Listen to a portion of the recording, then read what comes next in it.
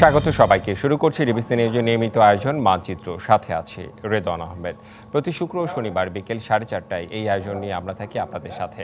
চেষ্টা করি সারা দেশের নানা সংকট সম্ভাবনার কথা জানাবার, কথা বলি আঞ্চলিক থেকে জাতীয় পর্যায়ের সংশ্লিষ্ট কর্তৃপক্ষের সাথে, তুলে ধরি মানুষের দুঃখ, দুর্দশা, আশা নিরাশার কথা।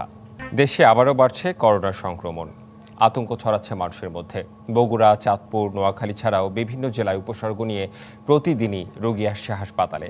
কিন্তু জেলাগুলোতে জনবল ও কিট সংকটে একেবারেই বন্ধ করোনা পরীক্ষা। রোগ শনাক্তের উপায় না থাকায় আইসোলেশনের ব্যবস্থা করা যাচ্ছে না। এমন পরিস্থিতিতে সংক্রামক ব্যাধিটি ভয়াবহভাবে ছড়িয়ে পড়ার আশঙ্কা করছেন চিকিৎসকরা। বিমানপথ, নৌপথ, স্থলপথ দিয়ে যারা বিদেশ থেকে আসবেন তাদের পরীক্ষা নিরীক্ষার ব্যবস্থা করতে হবে। এসব বিষয়ে কথা বলছেন চিকিৎসকরা এবং সংশ্লিষ্ট যারা রয়েছেন তারা। এসব নিয়েই আমাদের আজকের আলোচনার বিষয়, করোনার প্রকোপ, সুরক্ষার উপায় কি। এসব বিষয়ে আলোচনায় আমাদের সাথে যুক্ত হবেন কুমিল্লা থেকে কুমিল্লা সিটি কর্পোরেশনের নির্বাহী প্রকৌশলী আবু সায়েম ভূঁইয়া এবং চট্টগ্রাম থেকে civil surgeon doctor Jahangir Alam যুক্ত হয়েছেন আমাদের মধ্যে। আপনাদের দুজনকেই স্বাগত জানাচ্ছি, দুজনেই যুক্ত হয়ে গিয়েছেন। আমি প্রথমে একটু চট্টগ্রামে যেতে চাই। ডক্টর জাহাঙ্গীর আলম, আপনার কাছে করোনা নিয়ে একটু কথা বলতে চাই যে আবারও করোনা, সেই আমরা 2019-20-এ দেখেছি, আবার নতুন করে করোনার প্রকোপ দেখা দিচ্ছে। একটু সামগ্রিকভাবে একটু আপনার পর্যবেক্ষণ জানতে চাই। আপনার কি মনে হচ্ছে যে করোনার প্রকোপ বাড়ছে, কিংবা মানুষের মধ্যে সচেতনতা নেই, নাকি হচ্ছে ব্যাপারটা আসলে কোন দিকে গড়াচ্ছে?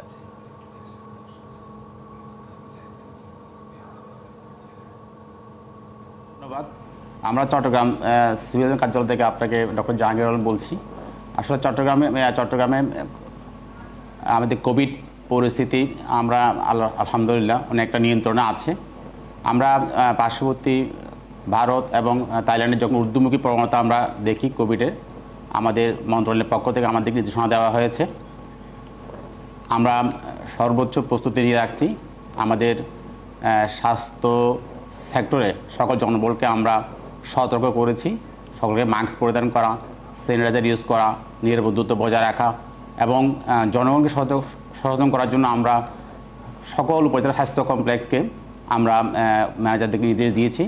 ওনারা লিফলেট বিতরণ করছে এবং স্বাস্থ্য কমপ্লেক্সে আগত রোগীদেরকে সতর্ক করছে এবং মাইকিং করছে। আমরা আমাদের এখানে চট্টগ্রাম জেলার টাস্ক ফোর্স কমিটি, আমরা চট্টগ্রাম জেলার মানব বিভাগীয় পরিচালক মহোদয়, চট্টগ্রাম মেডিকেলের পরিচালক মহোদয়, আরএস সজ্জা জেলা হসপিটাল তত্ত্বাবধায়ক মহোদয় সহ আমরা একটা এখানে মিটিং করেছি।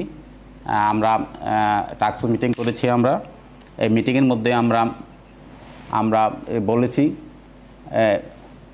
এই মিটিংয়ের মধ্যে আমরা সিদ্ধান্ত নিয়েছি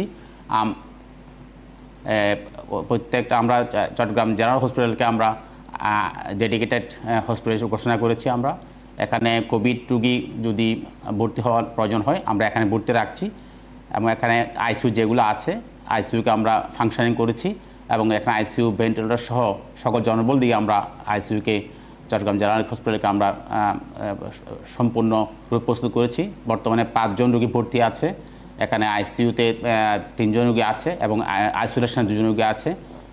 চট্টগ্রাম এখানে জেনারেল মেডিকেল কলেজ হসপিটালও আমরা সকল ধরনের পরীক্ষা হচ্ছে, জেনারেল হসপিটালের পরীক্ষা হচ্ছে এবং আমাদের চট্টগ্রামে যে র্যাপিড অ্যান্টিজেন টেস্ট সহ এখানে যে আর্টিফিশিয়াল কিট যেগুলো দরকার আমরা এগুলো অ্যাভেলেবেল করেছি। আপনার কথা শুনে মনে হচ্ছে, আমি একটু জানতে চাই, কেউ যদি করোনায় আক্রান্ত হয় সেই ক্ষেত্রে আসলে এই যে আইসোলেশনের যে ব্যাপারটা থাকে সেটা কি সহজভাবে আপনারা করতে পারছেন? কিংবা আগের মতো হয়তো মানুষের ভয়ও নেই, কিন্তু দেখা যাচ্ছে যে তারপরেও তো শনাক্ত হলে তো আলাদা তাকে রাখতেই হবে।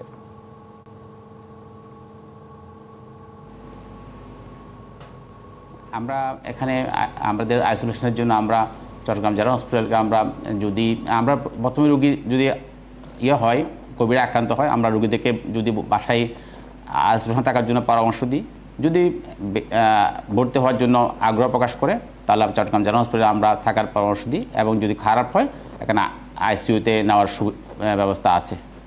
এখানে আমাদের আইসিইউতে সব ধরনের ফ্যাসিলিটি আমরা অ্যাভেলেবল রাখছি। আমরা সবচেয়ে মানুষের মধ্যে একটা ভয়ের কোনো কারণ এই জন্য আমাদের যথেষ্ট ভ্যাকসিন মজুদ আছে এবং মানুষ বিগত সময়ে প্রত্যেক মানুষই কোভিডের 3টা অনেকে 4টা ভ্যাকসিন দিয়েছে। আমরা জনগণকে বলেছি, পরামর্শ দিয়েছি, আমাদের কাছে যথেষ্ট ভ্যাকসিন আছে বর্তমানে ফাইজারের। আপনারা যারা ভ্যাকসিন নিতে চান, বিগত 1 বছরের মধ্যে 6 মাস ভ্যাকসিন নেয় নাই, ওরা ভ্যাকসিন নিতে পারবে। এবং আমরা ভ্যাকসিন নেওয়ার জন্য আমরা মাননীয় মেয়র মহোদয়ের সাথে পরামর্শ করে আমরা বিভিন্ন প্রোগ্রাম করেছি, জনগণকে উদ্বুদ্ধ করেছি ভ্যাকসিন নেওয়ার জন্য। আমরা জি, আপনার কাছে আমরা আরো প্রশ্ন রয়েছে, তবে আরেকজন অতিথি আমাদের সঙ্গে রয়েছে, আমি একটু তার সঙ্গে কথা বলতে চাই, তারপরে আবারও আপনার কাছে ফিরবো। রয়েছেন কুমিল্লা সিটি কর্পোরেশনের নির্বাহী প্রকৌশলী আবু সাইম ভূঁইয়া। আবু সাইম ভূঁইয়া, আপনাকে স্বাগত জানাচ্ছি। একটু আপনার কাছে জানতে চাই যে সামগ্রিকভাবে কুমিল্লার পরিস্থিতি কেমন দেখছেন, করোনা বিষয়ে একটু জানতে চাই, এবং আপনাদের যেসব কার্যক্রম রয়েছে সেসব একটু বলবেন।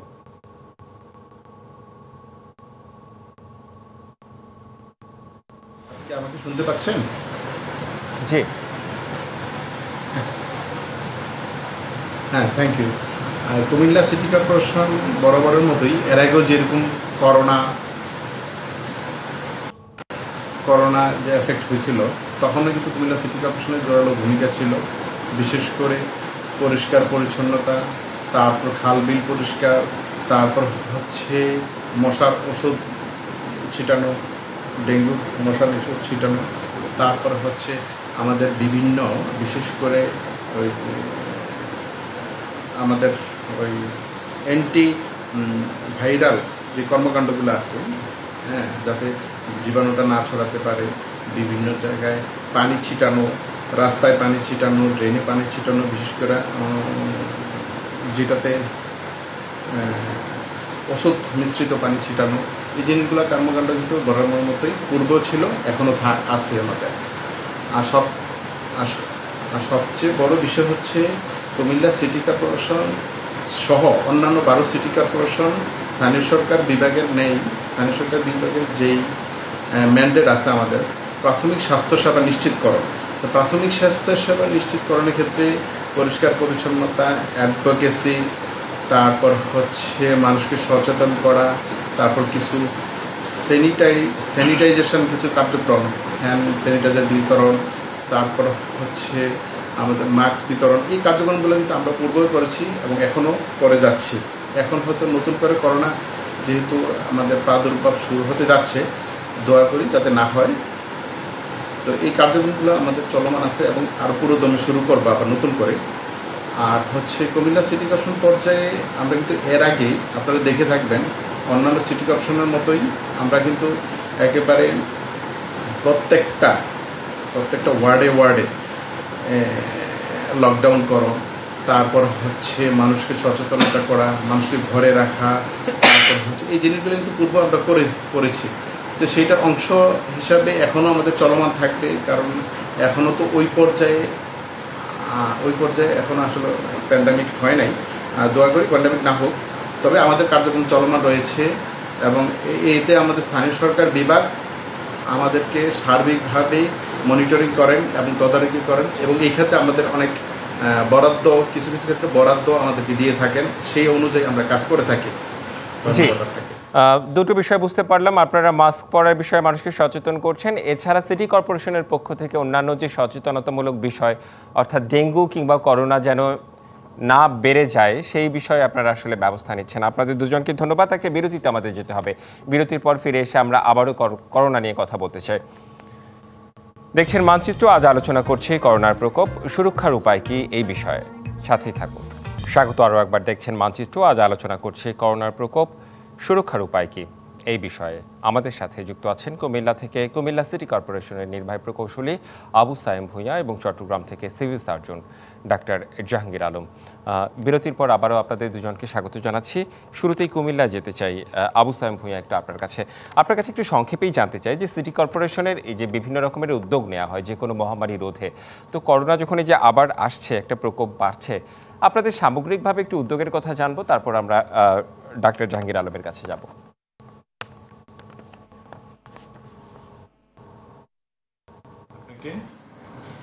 কুমিল্লা সিটি কর্পোরেশন সবসময় এই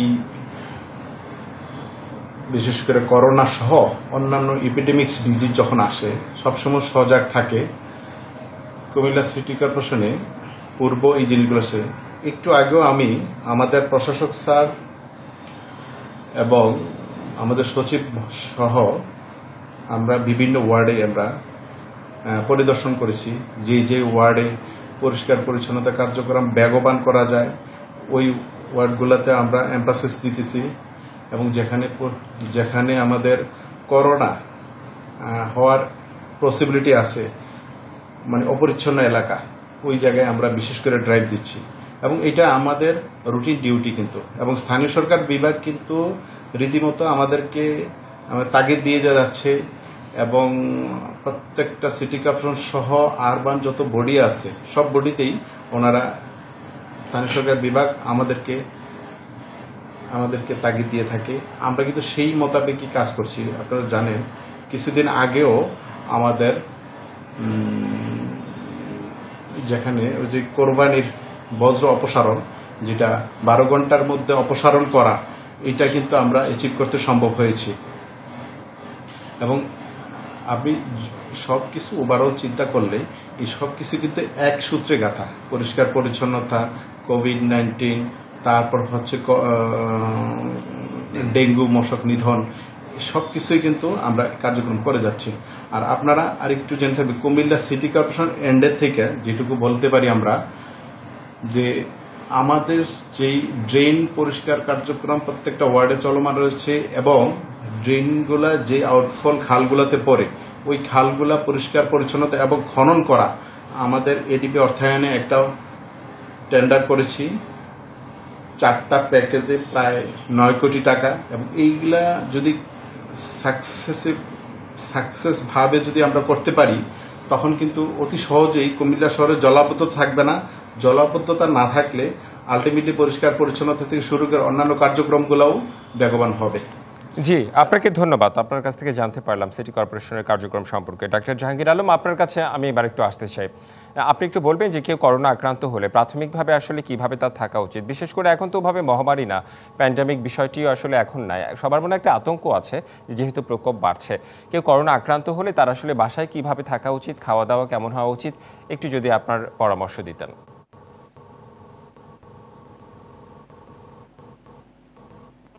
ধন্যবাদ। যে কেউ যদি কোভিড আক্রান্ত হয়, আমরা প্রথমে বলি, যদি আক্রান্ত হওয়ার আগে যদি তার জ্বরের কোনো লক্ষণ দেখা দেয়, সে দুর্বল হয়, তাহলে যে কোনো হসপিটালে ফ্লু কর্নারে ওনারা গমন করে ফ্লু কর্নার থেকে ডাক্তারের পরামর্শ নিয়ে, যদি ডাক্তাররা মনে করে কোভিড টেস্ট করতে হবে তখন কোভিড টেস্ট করবে। আমাদের বর্তমান সরকারের মাননীয় উপদেষ্টা মহোদয়ের বিশেষ উদ্যোগে চট্টগ্রামে কোভিড নির্ণয়ের জন্য, ডায়াগনোস করার জন্য আমাদের Chittagong general hospital, Chittagong medical college, এখানে আমাদের কিটগুলো অ্যাভেলেবেল করা হয়েছে। এখানে যে কেউ যদি জ্বরের জন্য আসে, ডাক্তাররা যদি সন্দেহ করেন যে কোভিড আক্রান্ত হচ্ছে, তাহলে তাকে পরীক্ষা করতে পারবে। এবং কোভিড আক্রান্ত হলে আমরা পরামর্শ দিই বাসায় বিশ্রাম নেওয়ার জন্য, এবং পর্যাপ্ত পানি খাবে, পর্যাপ্ত তরলজাতীয় খাবার খাবে, এবং বাসায় বিশ্রাম করবে। এবং যদি কোনো অসুবিধা হয়, তাহলে বেশি খারাপ লাগে, দুর্বল লাগে, অথবা জ্বর না কমে, সর্দি কাশি বা বেড়ে যায়, তো আমরা পরামর্শ দেবো। আমাদের যে ডেডিকেটেড হসপিটাল যেগুলো আছে, আমাদের চট্টগ্রাম হসপিটালে ভর্তি হওয়ার জন্য পারবে। সেখানে আমরা ওদেরকে, আমাদের যথেষ্ট ডাক্তার এবং স্বাস্থ্যকর্মী আমাদের অ্যাভেলেবেল আছে, আইসিইউ ফ্যাসিলিটি অ্যাভেলেবেল আছে, ওখানে ওরা ট্রিটমেন্ট নিতে পারবে। সুরক্ষার বিষয়ে যাচ্ছিলাম, সুরক্ষার উপায়গুলো কি? যদি আমরা বলি মাস্ক পরা সহ তো আরও বিভিন্ন ধরনের পরিচ্ছন্নতার বিষয় তো আছে, একটু জনগণকে যদি বলতেন, সাধারণ মানুষকে বলতেন চিকিৎসক হিসাবে কি কি সুরক্ষা অবলম্বন করতে পারেন? ধন্যবাদ। আমরা বলি, আমরা জনগণকে বলি, আপনারা সতর্ক থাকুন, মাস্ক পরিধান করুন, এবং হ্যান্ড স্যানিটাইজার এবং নিরাপত্তা বজায় রাখা। যখনই বাইরে গমন করবে, বাসায় এসে হাত পরিষ্কার করবে, অপরিষ্কার হাতে নাক মুখ না দেওয়া, এগুলো আমরা পরামর্শ দেব। এবং জনাকীর্ণ স্থান যেগুলোকে পরিহার করবে, আমরা এই কথাগুলো বলছি এবং সর্বক্ষেত্রে আমি বলবো আমাদের কাছে এখন যথেষ্ট ভ্যাকসিন মজুদ আছে, ফাইজারের ভ্যাকসিন মজুদ আছে। যারা বিগত 6 মাস 1 বছর ভ্যাকসিন নেন নাই ওরা ভ্যাকসিন নিয়ে নেন। আমরা চট্টগ্রাম শহরে এখন প্রত্যেকটা উপজেলায় আমরা ভ্যাকসিন সরবরাহ করেছি। আমাদের কাছে প্রায় 80,000 ভ্যাকসিন মজুদ আছে। আপনারা আসুন, ভ্যাকসিন গ্রহণ করুন, নিজেরা শুরু করে থাকুন। আমরা প্রত্যেকটি উপজেলা এবং প্রত্যেকটি জায়গায় আমরা স্বাস্থ্য সতর্কতা প্রচার করেছি, লিফলেট দিচ্ছি, জনগণকে সতর্কতার জন্য পরামর্শ দিচ্ছি। একটি বিষয় জানতে চাই ভ্যাকসিনের বিষয়। আপনি যখন ভ্যাকসিনের কথা বললেন, যারা আগে ভ্যাকসিন নিয়েছেন 2টা কিংবা 3টা, তারাও কি ভ্যাকসিন দেবেন, না যারা ভ্যাকসিন নেননি তারা ভ্যাকসিন দেবেন?